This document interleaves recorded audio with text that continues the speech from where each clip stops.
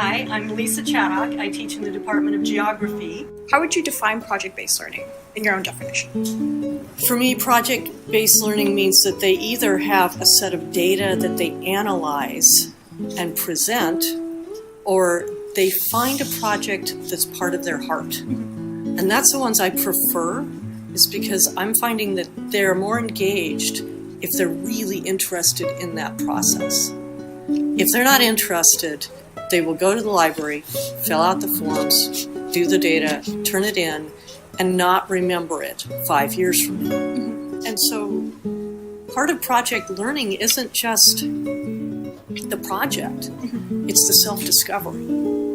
And what else are we doing on this campus? I mean, yes, we're teaching you skills, but we're also waking up that spark that can make you amazing citizens. Was that want to spark in people, was that your reason for becoming a teacher? Yes, entirely. It's wonderful. It is the best job in the world. Oh my gosh. Did you ever encounter any roadblocks in your project-based learning, and how did you overcome them? You know, the only roadblock was that first time. First time? And it was my own fear. I just had to get over it. Okay. So, I mean, it was just my own fear of failure. But that's something we all experience, is the first time we try anything. We're always afraid we're going to fail. And like I said, the first few times, I could tell people were excited and had no outlet. So I had to modify. But that's a part of being a professor, is we have to modify and grow in how we do things as well. I mean, that's sort of the point. So I didn't maybe encounter too many difficulties because I found out this is their passion. This is something they find out is glorious within them. And I got to let the students do that. So it's a matter of just letting go.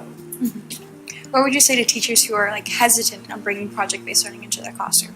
Don't be silly. This is something that takes some of the responsibility for learning and puts it right on the students, and isn't that where it should be? Do you have anything else you'd like to address about project-based learning? Any misconceptions that you came across? Our desire to confine the project into something that only works for us can be too limiting in the world of our students. We don't live their lives.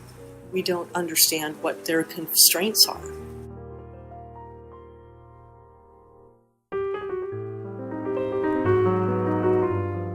What if my students can only volunteer for 2 hours because they work and they have a job and all these other things?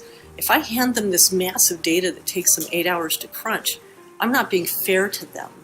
And I'm not giving them something they can actually succeed with. So I let go. I gave them constraints. I give them a rubric of how they're being graded.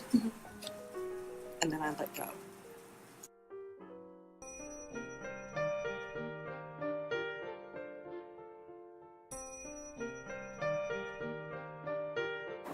Hello, my name is Manuel Paul Lopez. I teach in the English department here at San Diego City College. What kind of consequences or struggles did you have with project-based learning? It comes down to planning. That is the big one. I've had colossal failures because things weren't planned out as I thought they should have been. And it usually comes down to that, where you because remember what I said, you have to start with the end result in mind, right? So am I going to create a painting? What is it I'm going to create? You get that in your mind, and then you got to work backwards. Okay, what do I need in place for that to happen? And you got to give yourself plenty of time for revisions and critiques, right? Because a lot of people think, oh, well, I have a project due at the end of the semester. I'll wait. You wait around till the last few weeks, and then you put it together. But you want to give yourself enough time where you have people that you trust giving you feedback, constructive criticism. That way you continue to make it better. It's a process, right? So if you don't build those structures in the project, you lose those opportunities, and that's where you see failures. Were you ever hesitant about using project-based learning in the classroom? Yeah, I mean, it's quite an undertaking because oftentimes the larger project's going to take a semester, and if you're investing that much time, it's got to come out. You know what I mean? There's a lot that's riding on it.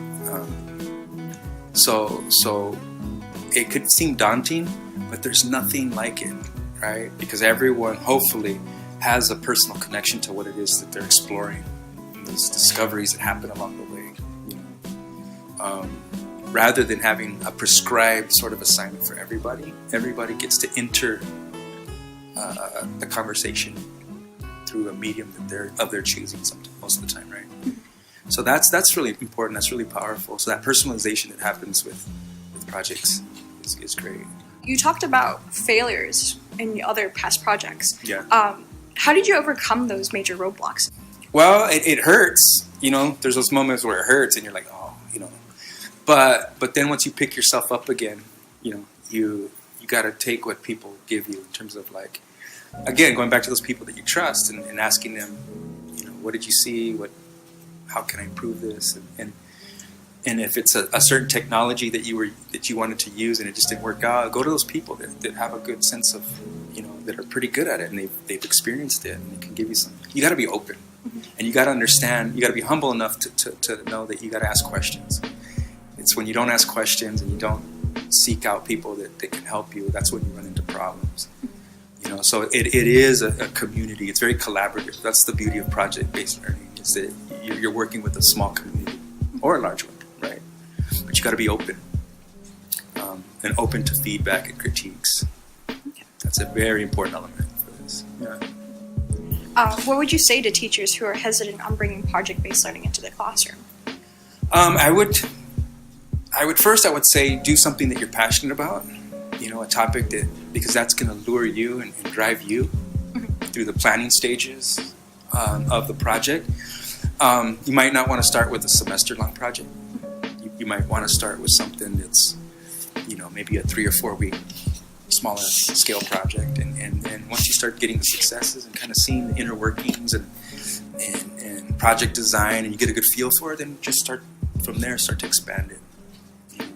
But some people, you know, jump in, wanting to do the huge, you know, ambitious project, which is great. You learn along that way too, but I would personally suggest doing something a little bit smaller scale for the first round or two, you know, and then learn from that.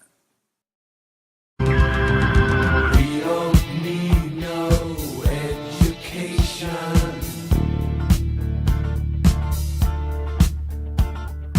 We don't need no thought control.